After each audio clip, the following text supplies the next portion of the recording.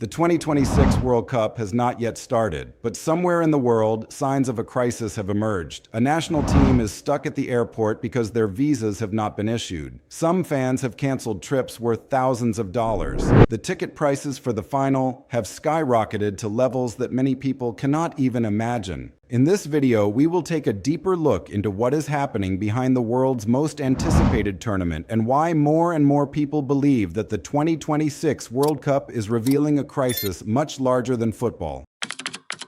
If we rewind to 2018, it would be hard to find a football fan who thought the 20,126 World Cup could become as controversial as it is today. When FIFA announced that the United States, Canada, and Mexico would co-host the tournament, the common reaction at the time was almost a nod of confident approval. No debates about visas. There are no concerns about the decline in international visitors. There are also no questions about whether fans feel welcome or not. In the eyes of many, this is simply the safest choice possible. Actually, it's not hard to understand. The United States possesses enormous stadiums with capacities ranging from several tens of thousands to over 100,000 spectators. The major cities are connected by one of the busiest air travel networks in the world. The tourism industry has experienced serving massive events from the Super Bowl to the Olympics. At that time, many experts even predicted that the 2026 World Cup could generate tens of billions of dollars in revenue and become the largest World Cup in history. In other words, FIFA is not selling the world a football tournament. They sell a dream of stadiums packed with people, festival cities that last for weeks, and the image of America welcoming millions of tourists from all over the world. That is the first point of interest. What makes the 2026 World Cup highly anticipated is not because the US is the most soccer-loving country. Everyone knows that's not true. What makes people optimistic is the belief that if any country has the resources to organize an event of unprecedented scale, it is the United States. A country is like a gigantic machine where every gear seems to always operate at the right time and in the right place. But then time passes. The world changes.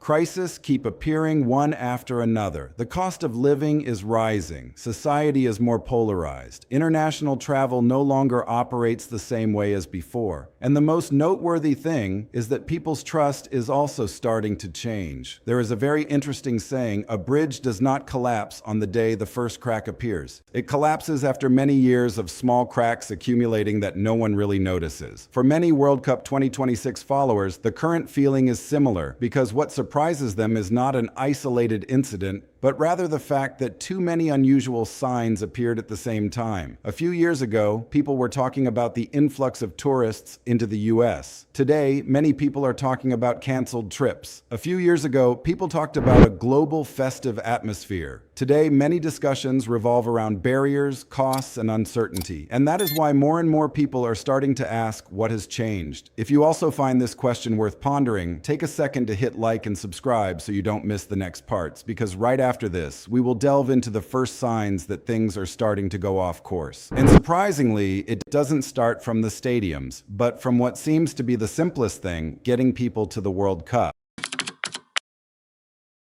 If the previous part was a story about promises, then this is the time we look at reality. And the interesting thing is that the first signs that things are going wrong do not appear in a match, nor do they appear on the scoreboard. They appear in the most fundamental aspect of any World Cup, how people can get to the tournament. Let's start with the South African team. This is the team that will participate in the opening match, one of the most important teams in the early days of the tournament. However, before thinking about tactics, venues, or opponents, they encountered issues with visas. Many players and coaching staff were stuck at the airport because their paperwork had not been processed in time. It may seem like just a minor administrative issue, but think about it. If a national team with the support of the federation, the government, and the entire organizing apparatus still faces difficulties in entering, then how would an ordinary family wanting to watch the World Cup feel? This is the first noteworthy point. The issue is not about how many people are being rejected. The problem lies in the fact that more and more people are no longer sure about what will happen. And in behavioral psychology, uncertainty often makes people more anxious than a clear negative outcome. A person can accept a no answer, but it's very hard to accept the answer we don't know either. Then there's the case of the Congo national team. This story is even stranger. The team had to change their preparation plans due to disease control measures, even though most of their players are playing in Europe and far from the outbreak area. As a result, friendly matches were affected, training plans were disrupted, and the journey to prepare for the World Cup became much more complicated. This is the second wow point. Sometimes the biggest barrier is not the opponent on the field, but the things happening off the pitch. But what caught the attention of many fans the most was the story called FIFA Pass. When this program was announced, many people thought it would be a golden ticket to make entry easier. In reality, no. FIFA Pass only helps ticket holders get their appointments scheduled faster. It does not guarantee a visa. It does not guarantee entry. It does not change the approval process. In other words, what is being promoted as a solution does not address the fans' biggest concern. And that's when a quiet emotion began to spread. Not anger, not panic, but rather hesitation. Comments are increasingly appearing with the same question. If I spend thousands of dollars, will this trip really go as planned? If you find analyses like this useful, many people think the problem with the 2026 World Cup is the ticket prices being too high. But in reality, that might not be what worries fans the most. When it comes to the 2026 World Cup, many people immediately think of ticket prices. And to be fair, they have a point. Some forecasts suggest that the most expensive tickets for the final could reach thousands of dollars, much higher than in previous World Cups.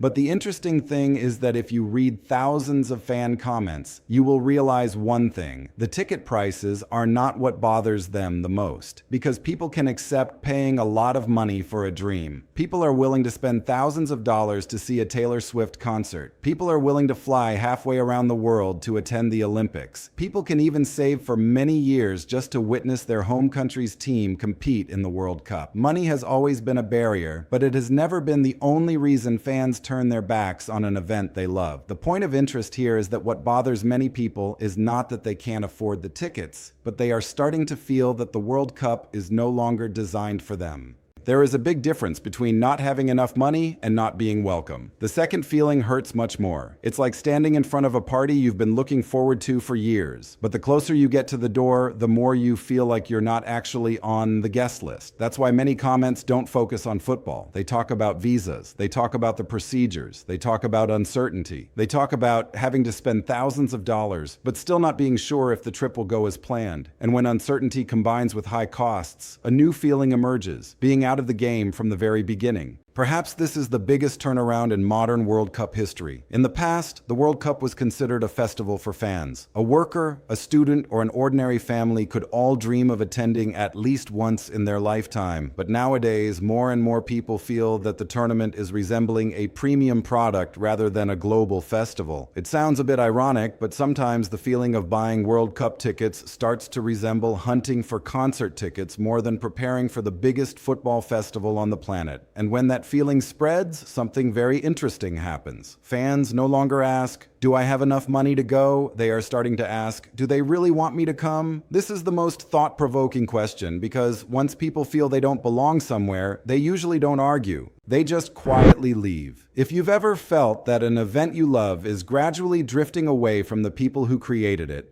please share your thoughts in the comments. And don't forget to like, subscribe, because the next part will delve into an even greater paradox. America is not lacking in stadiums. There is no shortage of hotels. There's no shortage of money. However, what is lacking is something that cannot be built with concrete or bought with a budget. Trust. This is probably the most interesting point in the entire story. When mentioning the 2026 World Cup, many people immediately think of money. They think of the expensive ticket prices, the high hotel costs, the more expensive airfare, and the huge expenses that fans have to incur. But if we look more closely, we will see a very strange paradox. America is not short on money. The host cities are not lacking in hotels. The stadiums are not lacking in seating. However, in many places, the number of bookings is lower than expected. And that's when the real question arises. If people are truly craving the World Cup, why are so many hotel rooms still available? In economics, when extremely high demand meets a rare event, prices usually rise and supply is quickly filled. But this time, the story is not that simple. Some reports indicate that many hotels in the host cities have not seen the wave of bookings that were predicted years ago. That doesn't mean the World Cup will be devoid of spectators, but it shows something else. many people are reconsidering. And this is the turning point that many people are overlooking. Fans are not boycotting football. They don't hate the World Cup. They still love their national team. They still want to watch the final match. They still want to live in the festive atmosphere that only the World Cup can create. But more and more people are starting to wonder if that thrill is worth the trade-off with uncertainty. Imagine you are standing in front of a bridge. The bridge is still there. It hasn't collapsed yet, but you keep hearing small cracking sounds from below. Maybe the bridge is completely safe. Do you still dare to cross it with the same confidence as before? That is exactly what is happening in the minds of many international fans. The problem is not that they are sure something bad will happen. The problem is they are no longer sure that it won't happen. This is also why many people choose Canada or Mexico for their World Cup journey if possible. Not because they hate America. In fact, most of the comments do not carry hostile emotions. What appears more often is hesitation. And hesitation is always the biggest enemy of the tourism industry. A person who hates you can still argue with you, but a person who has lost faith often just quietly turns away. That is what is worth pondering, because trust is the strangest kind of asset in the world. It takes years to build, but just a few moments of unease to shake. Is this still a World Cup story? Or is this tournament merely reflecting a deeper change in how the world views America? At this point, perhaps we need to pause for a moment and ask a bigger question. Is this still a story about football? Because if we look at what is happening, many of the debates surrounding the 2026 World Cup actually have nothing to do with tactics, players, or teams. People are talking about visas. People are talking about travel. People are talking about the feeling of safety. They are talking about whether they are still welcome. And that's when the World Cup began to become something bigger than just a sports tournament. There is something quite interesting in human psychology. When we love a place, we often don't realize it until that feeling starts to change. For decades, for millions of people around the world, America has not just been a country. It is a symbol of opportunity, symbol of freedom, symbol of the idea that anyone can come here and start something new. Even those who have never set foot in America grew up with Hollywood movies, stories of the American dream, and the image of a country that always opens its doors to the world. That is the most noteworthy point in this story. Many comments under the World Cup videos do not convey a sense of anger. They carry a sense of regret. These are two completely different emotions. Anger means you still want to fight. Regret often arises when you feel that something you once cherished is gradually changing. It's not that people hate America. On the contrary, many people are reminiscing about the image of America they once admired. But the world today is looking at everything through a different lens. Words that were once associated with America, such as openness, opportunity, or adventure, are increasingly competing with other words like uncertainty, control, and unpredictability. Whether right or wrong, that perception exists. And in the field of international tourism, perception is sometimes just as important as reality. A traveler does not make decisions based on statistics. They make decisions based on feelings. Imagine the image of America as a lighthouse that once guided millions. That lighthouse still stands there. The light is still there, but the fog is getting thicker. And as visibility decreased, many ships began to slow down, even changing course. That's why this story doesn't just affect the World Cup. It relates to tourism, investment, national image, and how a country is perceived on the global stage. We will talk about what concerns many experts the most. When trust begins to decline, the scary thing is not a major incident happening. The scary thing is that no one can truly stop that process from happening. There is a very famous saying in business: reputation is like taking the elevator down and climbing the stairs up. Trust is the same, lost very quickly, but to rebuild it sometimes takes many years. And that is what worries many people the most when looking at the 2026 World Cup. Not because a major incident has occurred, not because the tournament was canceled, not because the stadiums are empty, but because millions of small decisions are being made every day. And strangely, they all seem to be heading in the same direction. A family decides to postpone their trip. A group of fans chose to watch from home. A travel company has reduced the number of planned tours. A sponsor is starting to be more cautious with their forecasts. Each individual decision may seem insignificant, but when millions of people make similar decisions, it creates a domino effect that is very difficult to reverse. Modern crises often do not start with a big bang. They start with very small cracks that hardly anyone notices, like a reservoir that doesn't break due to a single crack, but because of thousands of small cracks appearing at the same time.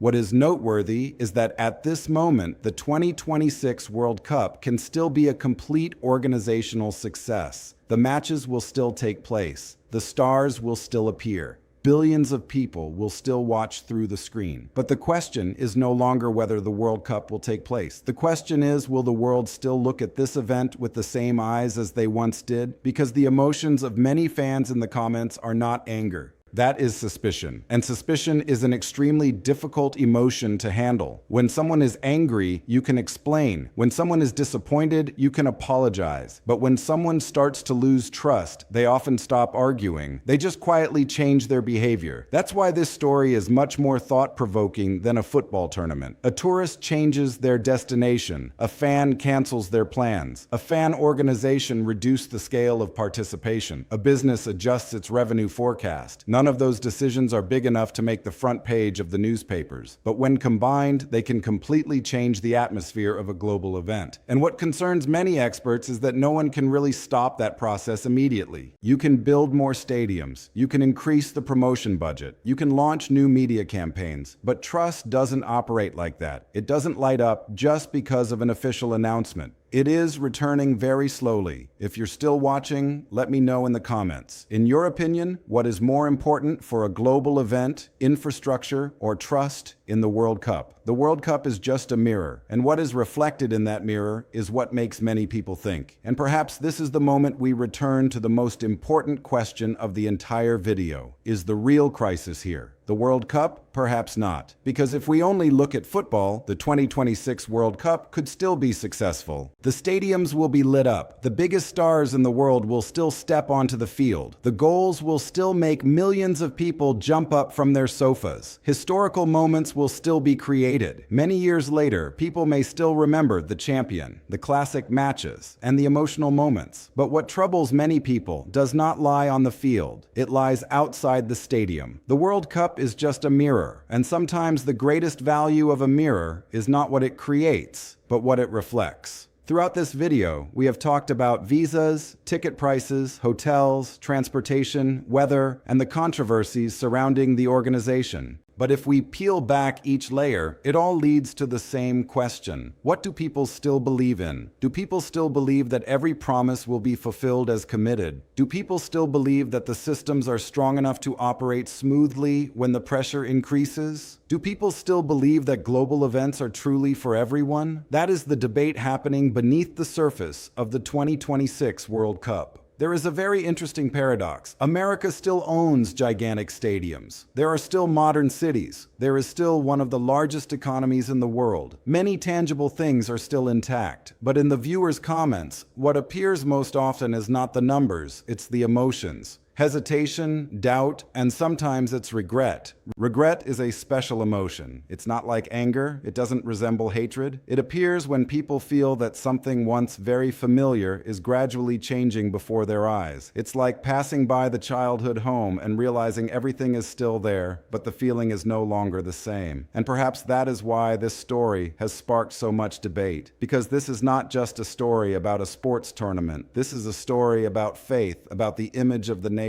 about how the world perceives a superpower, and more profoundly, it is how people react when they feel that things once considered certain begin to become more unpredictable. What is worth pondering is that major changes in history rarely begin with a bang. They often start with small changes in perception. One person changes their plans. A family chooses a different destination. A group of fans decided to stay home. Each individual decision seems very small. But when millions of people think in the same direction, it becomes a story bigger than any match. So perhaps the 2026 World Cup will still sell out many tickets. Perhaps the matches will still be very exciting. Perhaps the tournament will still create memorable moments. But what many people are worried about has never been football, but rather the feeling that something bigger is changing. And the World Cup just happened to be the first place the whole world saw that so clearly. What do you think in your opinion? Are these just temporary difficulties of a major event, or are they signs of a deeper change? Please leave your thoughts in the comments section because sometimes the most memorable stories in sports don't happen on the field. And that's our story for today. The 2026 World Cup could still be a massive event. The stadiums will still be lit up. The stars will still create memorable moments. And billions of people will still follow every match. But as we have seen, the biggest debate surrounding this year's World Cup perhaps does not lie in football. It lies in trust. In your opinion, are the issues we just analyzed merely temporary difficulties of a grand tournament, or do they reflect a deeper change in how the world perceives America and global events? If you are a football fan, would you be willing to spend thousands of dollars to go to the US to watch the 2026 World Cup? Or would you choose to watch from home, or even go to Canada and Mexico instead of the US? Leave your opinion in the comments section. I read a lot of comments, and who knows, your perspective might appear in the next video. If you enjoy in-depth analyses of economics, society, geopolitics, and the stories quietly shaping the world behind major events, don't forget to like, subscribe, and turn on notifications so you don't miss the latest videos from the channel. Thank you for taking the time to watch until the end of the video.